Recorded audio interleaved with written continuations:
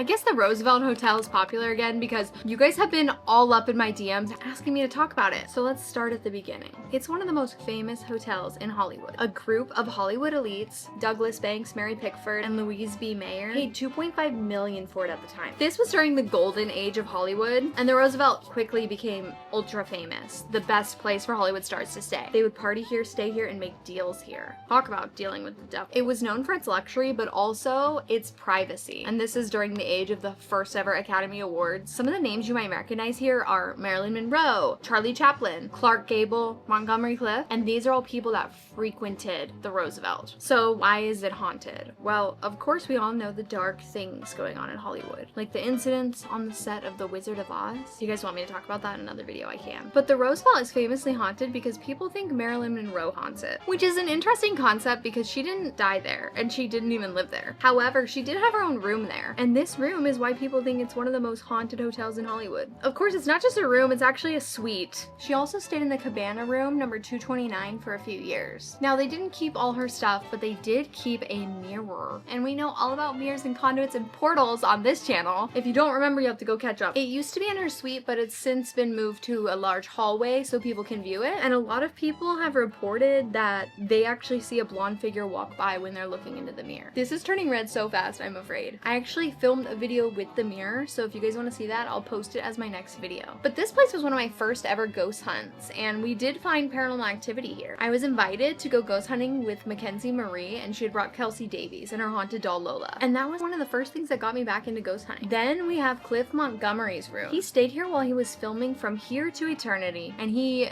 was said to play his trumpet for extremely long hours. Probably annoyed the other guests. Well, now some guests say that they can still hear him playing. The specific incidences from his ghost are claimed to be seeing shadows or feeling cold spots, or even smelling his cologne. Then we have the Blossom Ballroom, where you can supposedly hear voices and see ballroom figures dancing. Staff members also report electronics malfunctioning in here. Now, if you want to stay in a room that's not haunted, don't stay on the 9th floor. Supposedly, that's the most haunted floor. And I'm pretty sure when I was there, it was under renovation. And it's said that renovations can stir up the spirits or make them angry. That's because sometimes ghosts like things to be left where they are or how they were when they were alive. I had this one ghost that was so mad, and I was like, why are you so angry? And she was like, they changed the doorknob. Ghosts have taste preferences too. On that floor, they say guests have even seen doors opening and closing by themselves, full body apparitions, and heard unexplained crying. But in my opinion, that's not the most haunted place in Los Angeles County. I personally think the most haunted place in California, or maybe even that I've ever been to ever, is the Glen Tavern Inn. Let me know if you guys want a video about that.